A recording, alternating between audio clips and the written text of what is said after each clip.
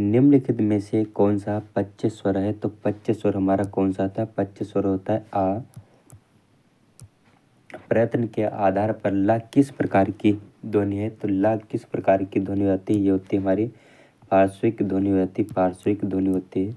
निम्नलिखित में से कौन स्वर मूल स्वर नहीं है? तो मूल स्वर हमारा कौन सा नहीं है? तो अ जो है ये हमारा मूल स्वर नहीं है। किस स्वर में किस शब्द में स्वर रहित पंचम वर्ग के स्थान पर अनुसार का प्रयोग किया जा सकता है? तो ये अनुसार का प्रयोग किया जा सकता है। अत्यंत में अनुसार का प्रयोग किया जाता है। सभी स्वर होते हैं, सभी स्वर होते हैं अल्प प्राण होते हैं। सभी स्वर हमारे अल्प प्राण होते हैं। उच्चारण स्थान की दृष्टि से हिंदी के अंग और आ स्वर हैं। तो अंग और आ जो हैं ये हमारे होते हैं कंठ हो जाते हैं, कंठ। हिंदी निम्नलिखित में अघोष महाप्राण ध्वनि है। तो अघोष महाप्राण ध्वनि हमारी कौन से होते हैं? होती खा जो है ये हमारी अघोष महाप्राण ध्वनि हो जाती है। निम्नलिखित में कौन सा कथन अशुद्ध है? तो अशुद्ध कथन कौन सा था? दो महाप्राण व्यंजनों का उच्चारण एक साथ हो सकता है। तो ये कभी भी एक साथ नहीं हो सकता है। अगला प्रश्न है, केंद्रीय हिंदी निर्देशालय ने हिंदी की मानक वर्णमाला में मूलतः कितने स्वर और कितने व्यंजन ध्वनियों को स्थान दिया गया है? तो 11 स्वर और 35 व्यंजनों का स्थान दिया गया है। अनुनासिक स्वर वाला शब्द है। तो अनुनासिक स्वर वाला शब्द जो होता है वो होता है हमारा पाँव जो है ये हमारा अनुनासिक स्वर वाला शब्द हो जाता है। जिन ध्वनियों के उच्चारण में श्वास वायु बिना किसी रुकावट के मुख से निकलती है उसे कहते हैं स्वर कहते हैं, उसे स्वर कहते हैं। जब दो समान व्यंजन आपस में मिलते हैं तो क्या कहलाते हैं? तो वो कहलाते हैं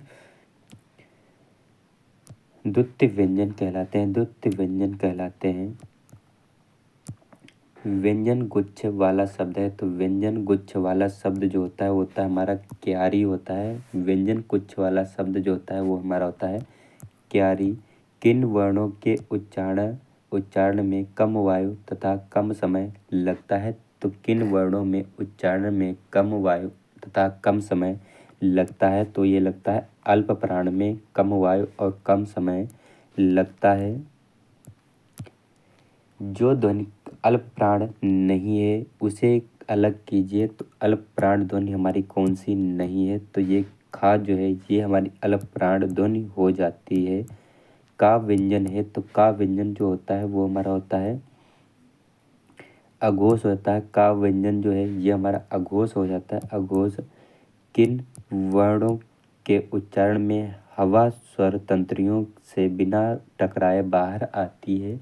तो किन वर्णों के उच्चारण में हवा स्वर तंत्रियों से बिना टकराए बाहर निकलती है?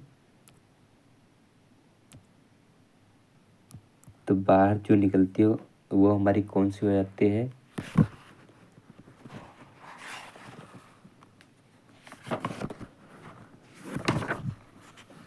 तो ये जो होती है वो हमारी अघोष हो जाती है, अघोष, अघोष हो जाती है।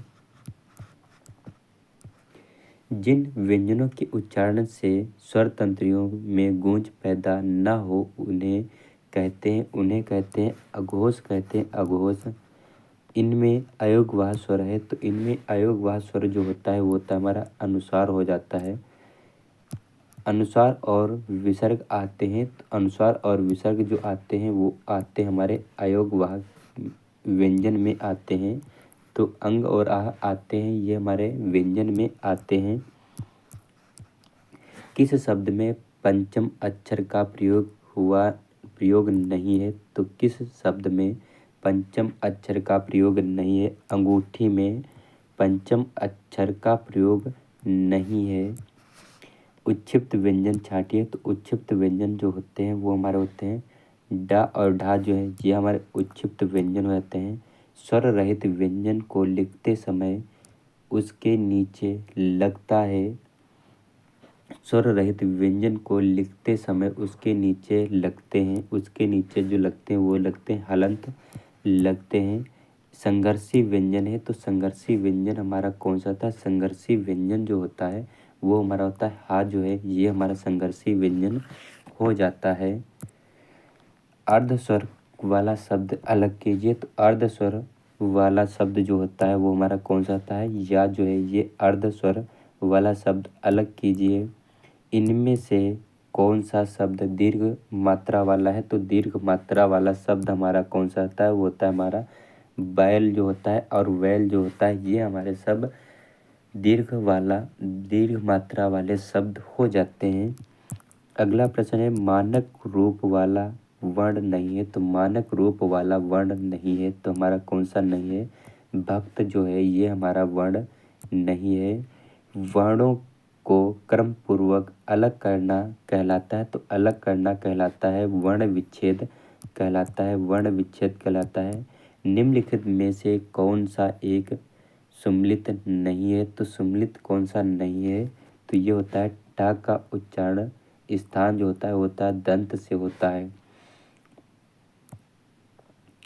कौन सी दो मात्र ध्वनियों को अयोगवाह कहते हैं? तो किन दो ध्वनियों को अयोगवाह कहते हैं? अनुसार और विसर्ग को अयोगवाह कहते हैं, अनुसार और विसर्ग को अयोगवाह कहते हैं। स्वरों का उच्चारण स्थान जो होता है तो स्वरों का उच्चारण स्थान जो होता है वो होता है हमारा बिना किसी सहायता से होता है, तो बिना किसी की सहायता से हो जाता है। जिस स्वर के उच्चारण में दो मात्राएं लगती हैं उसे क्या कहते हैं? उसे हम कहते हैं गुरु स्वर कहते हैं, उसे हम गुरु स्वर कहते हैं। लुंठित ध्वनि है तो लुंठित ध्वनि हमारी कौन सी होती है? लुंठित ध्वनि जो होती है वो हमारी होती है हा रा जो है ये हमारी लुंठित ध्वनि हो जाती है। इसमें से समृद्ध स्वर कौन सा है? तो इनमें से समृद्ध स्वर कौन सा होता है? तो इसमें समृद्ध स्वर जो होता है वो होता है हमारा दीर्घ ई जो होता है। इनमें से किसके बिना कोई व्यंजन उच्चारित नहीं किया जा सकता है? तो इनमें से किसके बिना कोई व्यंजन उच्चारण नहीं जा सकता है? तो ये होता है स्वर के बिना उच्चारण नहीं किया जा सकता। निम्नलिखित में असत्य कथन की पहचान कीजिए। तो असत्य कथन की पहचान करना सभी विसर्ग सघोष हैं तो सभी विसर्ग सघोष नहीं है। इनमें से कौन सा व्यंजन संयुक्त व्यंजन का उदाहरण है? तो संयुक्त व्यंजन हमारा कौन सा आता है? तो ये होता है छा छतरी जो होता है ये हमारा संयुक्त व्यंजन का उदाहरण हो जाता है। ज्ञानी वर्ण किन वर्णों को संयोग से बना है? तो ये जो बना है छा प्लस इया से मिलकर बना हुआ है, तो छा प्लस इया से मिलकर बना हुआ शब्द है। तो हिंदी शब्दकोश में छा का क्रम किस वर्ण के बाद आता है? तो ये जो बात आता है छा के तो ये आता है हमारा का जाएगा का।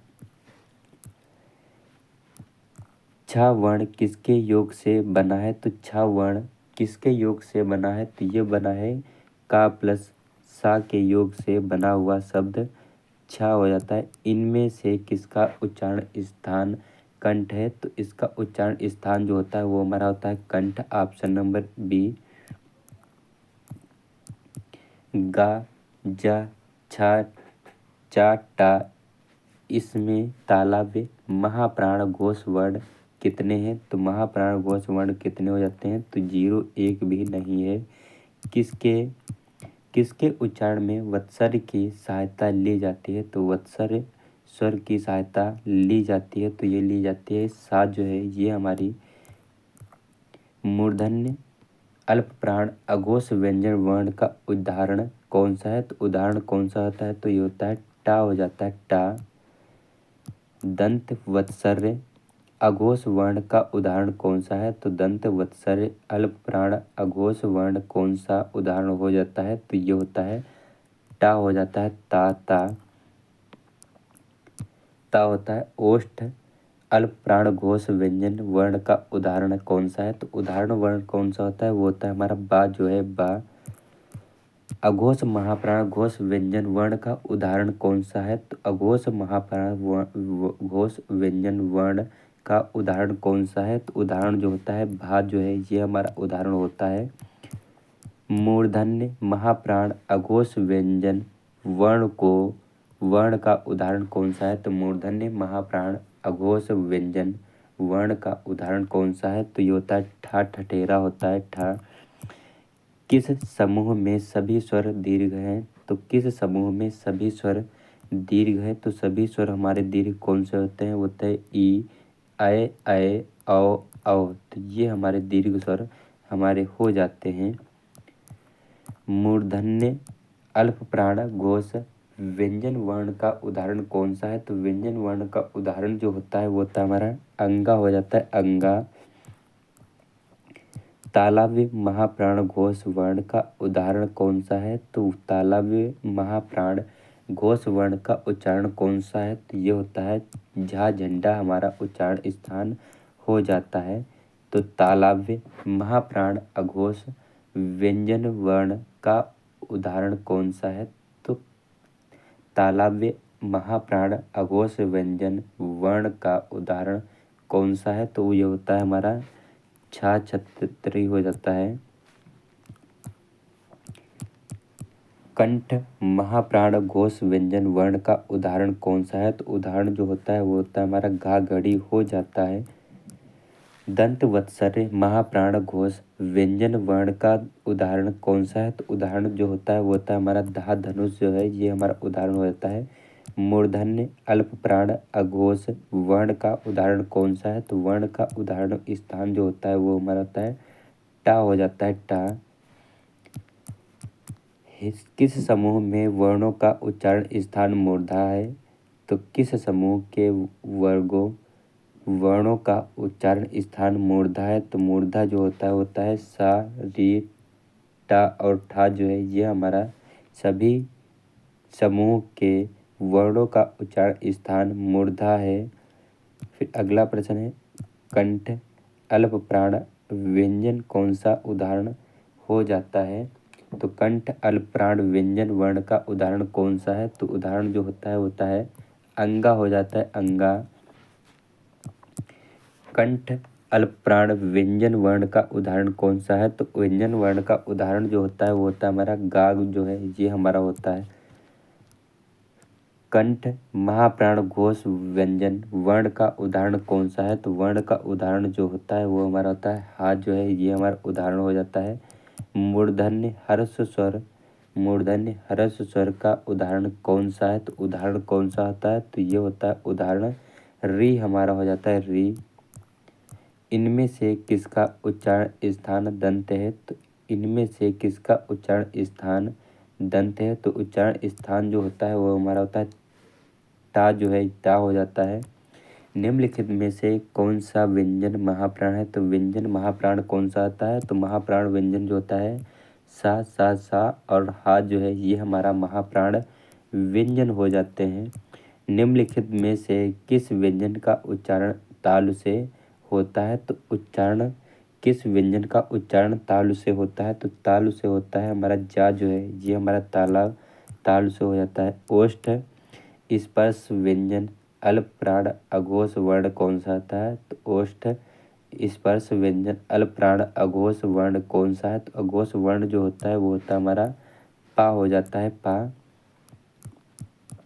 निम्नलिखित में से कौन व्यंजन अघोष है? तो कौन सा व्यंजन जो है वो हमारा अघोष हो जाता है? तो खा जो है ये हमारा अघोष हो जाता है। तो घा और घा, अंगा और ठा और ता इनमें कितने अघोष व्यंजन है? तो इसमें कितने अघोष व्यंजन हो जाते हैं? तो अघोष व्यंजन जो होते हैं वो हमारे होते हैं दो। इनमें से कौन सा वर्ण अघोष है? तो कौन सा वर्ण जो है वो हमारा अघोष हो जाता है? अघोष वर्ण जो होता है वो हमारा होता है चा जो है ये अघोष वर्ण हो जाता है। निम्नलिखित व्यंजनों में नासिक के व्यंजन है तो नासिक के व्यंजन कौन सा आता है? तो नासिक के व्यंजन जो होता है वो होता है हमारा ना जो है ये हमारा नासिक के व्यंजन हो जाता है। तो हिंदी में अल्प प्राण वर्णों की संख्या कितनी है? तो हिंदी में अल्प प्राण वर्णों की संख्या जो हमारी होती है वो हमारी होती है 30 होती है, 30। इनमें से किस शब्द में री की मात्रा का प्रयोग हुआ है? तो री की मात्रा का प्रयोग जो हुआ है वो हमारा हुआ है वृष्टि में री की मात्रा का प्रयोग हुआ है। निरुनासिक स्वरों का उच्चारण स्थान कौन सा है? तो अनुनासिक स्वरों का उच्चारण स्थान कौन सा है? तो ये होता है नाक और मुंह जो है ये हमारे उच्चारण स्थल के उदाहरण हो जाते हैं। अगला प्रश्न है इनमें से किसके शब्द का आरंभ नहीं होता है? तो इनमें से किससे शब्द का आरंभ नहीं होता है? तो डा डा जो है ये हमारा किसी शब्द से शुरुआत नहीं होता है। कौन से वर्ग के सभी व्यंजन अल्प प्राण हैं? तो कौन से वर्ग के सभी व्यंजन अल्प प्राण हैं? तो अल्प प्राण जो होते हैं वो हमारे होते हैं का, चा, टा जो हैं ये हमारे सभी व्यंजन अल्प प्राण हो जाते हैं। इनमें से कौन सा दंत ध्वनि है? तो दंत ध्वनि हमारी कौन सी होती है? दंत ध्वनि जो होती है वो हमारी होती है ता हो जाती है, ता। किसका उच्चारण स्थान दंत है? तो किसका उच्चारण स्थान जो होता है वो होता है हमारा दंत होता है। ना जो है ना होता है। टा वर्ग में किस प्रकार के व्यंजन है? तो टा वर्ग में किस प्रकार के व्यंजन है? तो ये हमारे होते हैं मूर्धन्य प्रकार के व्यंजन हो जाते हैं। फा और फा का उच्चारण स्थान जो होता है तो फा का उच्चारण स्थान जो होता है वो हमारा हो जाता है ओष्ठ हो जाता है, ओष्ठ। Option number D. कौन सा वर्ण उच्चारण की दृष्टि से दंत नहीं है? तो कौन सा वर्ण उच्चारण की दृष्टि से दंत नहीं है? तो ये हो जाता है हमारा टा जो है, टा जो है ये हमारा हो जाता है। तो चा वर्ग दुनिया किस वर्ग में आती है? तो चा वर्ग दुनिया किस वर्ग में आती हैं? तो ये जो आती हैं वो आती हैं तालव्य वर्ग में आती हैं। इसमें से तालव्य व्यंजन कौन सा उदाहरण हो जाता है? तो इनमें से तालव्य व्यंजन का उदाहरण कौन सा है? तो ये तालव्य व्यंजन जो होता है चा, छा, जा, झा जो है ये हमारा तालव्य व्यंजन का उदाहरण हो जाता है। तो सा ध्वनि का उच्चारण स्थान इनमें से कौन सा है? तो सा ध्वनि का उच्चारण स्थान इनमें से जो होता है वो होता है हमारा तालव्य हो जाता है। व्याकरण का वह विभाग जिसमें शब्द के भेद, रूप, बनावट आदि का वर्णन होता है वह क्या कहलाता है? वह कहलाता है शब्द विचार कहलाता है।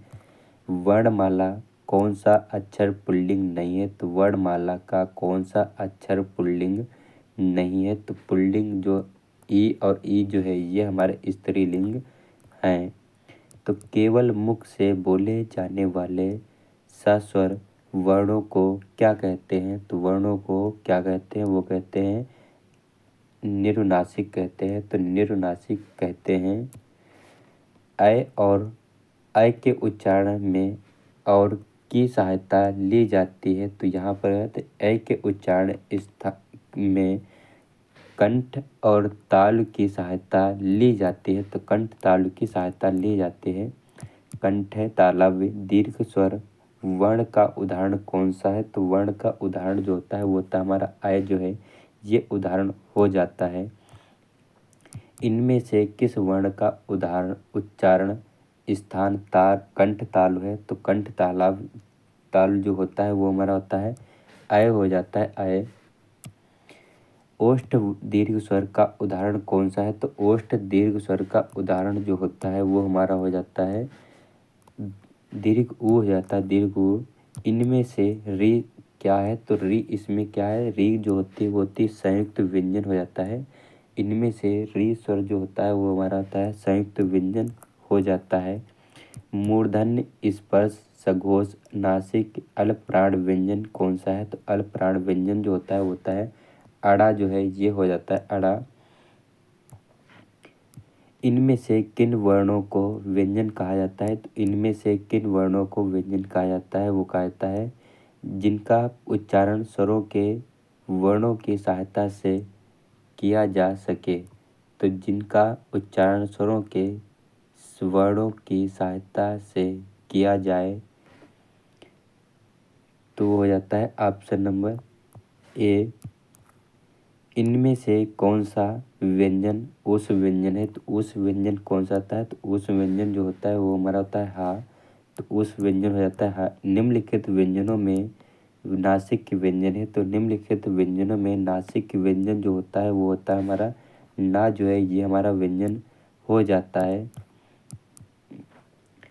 ह्रस्व दीर्घ और दीर्घ इनमें इनमें से किसके प्रकार हैं, तो इनमें किसके प्रकार हैं, तो ये हमारे होते हैं स्वर के प्रकार हो जाते हैं। इनमें से कौन सा उस व्यंजन है, तो उस व्यंजन कौन सा हो जाता है, तो उस व्यंजन जो होता है वो हमारा होता है सा। और एक सा और सा जो है और हा जो है ये हमारे सभी उस व्यंजन हो जाते हैं। ओठों की आवृत्ति के आधार पर निम्नलिखित में से कौन सी अवृतमुखी स्वर है, तो अवृतमुखी स्वर हमारा कौन सा होता है, तो ई हो जाता है ई। निम्नलिखित प्रश्न के 4 विकल्प में से उस विकल्प का चयन कीजिए जो तीसरे से मिलके है। वर्ण स्वर की सहायता से बोले जाते उन्हें क्या कहते हैं, उन्हें क्या कहते हैं, उन्हें जो कहते हैं व्यंजन कहते हैं, उन्हें व्यंजन कहते हैं, व्यंजन कहते हैं। निम्नलिखित प्रश्न में 4 विकल्पों में से उस सही विकल्प का चयन करें जो बताता है कि व्यंजन को स्वर रहित दिखाने के लिए किस चिन्ह का प्रयोग किया जाता है। तो ये जो चिन्ह का प्रयोग किया जाता है वो किया जाता है हलंत का प्रयोग किया जाता है। स्वर रहित व्यंजन जब स्वर सहित व्यंजन से मिलता है तब क्या कहलाता है, तब यह कहलाता है संयुक्त अक्षर कहलाता है, सप्ताक्षर कहलाता है। स्पर्श कंठ अघोष और महाप्राण वर्ण कौन सा हो जाता है, महाप्राण वर्ण जो होता है वो होता है हमारा था, जो है था। कौन सा व्यंजन नासिका द्वारा उच्चारित होता है, तो कौन सा व्यंजन नासिक के द्वारा उच्चारित होता है, तो उच्चारित होता है अड़ा। अड़ा जो होता है हो जाता है। वर्णों के कितने भेद हैं, तो वर्णों के कितने भेद होते हैं, तो वर्णों के हमारे 2 भेद होते हैं। इनमें से कौन सा व्यंजन उस में है, तो उस व्यंजन कौन सा आता है, तो उस व्यंजन जो होता है सा सा सा, तो ये होता है सा और सा और सा और एक होता है हा। तो उस व्यंजन हमारा कौन सा आता है, उस व्यंजन जो होता है वो हमारा हो जाता है सा हो जाता है। अगला प्रश्न है निम्न में से दंत ध्वनि है, तो निम्न में दंत ध्वनि हमारी कौन सी होती है, तो दंत ध्वनि जो होती है वो हमारी होती है ला, जो है ये हमारी ध्वनि हो जाती है। निम्न में से कौन सा वर्ण अघोष है, तो निम्न में से कौन सा वर्ण अघोष है, तो अघोष वर्ण जो होता है वो होता है हमारा चा, जो है ये अघोष वर्ण हो जाता है। निम्न में से कौन सा वर्ण अघोष है, तो निम्न में से कौन सा वर्ण अघोष है, तो अघोष वर्ण जो होता है वो होता है हमारा का, जो है ये हमारा अघोष वर्ण हो जाता है। कौन से शब्द में रा व्यंजन नहीं है, तो रा व्यंजन किस शब्द में नहीं है, तो ये होता है मातृभूमि में जो है ये हमारा रा स्वर रा व्यंजन नहीं है। वर्णों के समुदाय को कहते हैं, तो वर्णों के समुदाय को कहते हैं वर्णमाला कहते हैं, वर्णों के समुदाय को वर्णमाला कहते हैं। शब्द की सबसे छोटी इकाई क्या कहलाती है, तो शब्द की सबसे छोटी इकाई जो कहलाती है वो कहलाती है हमारी वर्ण कहलाती है, वर्ण कहलाती है। निम्न में से कंठ ध्वनि है, तो निम्नलिखित में से कंठ ध्वनि है, तो कंठ ध्वनि हमारी कौन सी होती है, वो होती है हमारी सा, जो है ये कंठ ध्वनि हो जाती है। यार अलावा किस प्रकार के व्यंजन है, तो यार अलावा किस प्रकार के व्यंजन हो जाते हैं, तो ये होते हैं हमारे अंतस्थ व्यंजन हो जाते हैं, अंतस्थ व्यंजन हो जाते हैं। वर्णों के कितने भेद हैं, तो वर्णों के कितने भेद हो जाते हैं, वर्णों के भेद जो होते हैं वो हमारे होते हैं 2 होते हैं। डा और डा को कहा जाता है, तो डा और डा को कहा जाता है विकसित वर्ण कहते हैं, विकसित वर्ण कहते हैं। चा छा जा झा उदाहरण है, तो चा छा जा झा उदाहरण है, तो ये उदाहरण होता है स्पर्श संघर्षी व्यंजन का उदाहरण हो जाता है।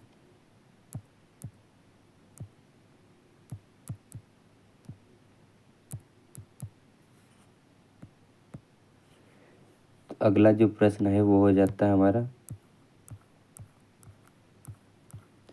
तो हम लोग इस टॉपिक को बहुत अच्छे से समाप्त कर चुके हैं। कल हम लोग नए चैप्टर के साथ शुरुआत कर रहे होंगे। मिलते हैं नेक्स्ट वीडियो में, तब तक जय हिंद जय भारत।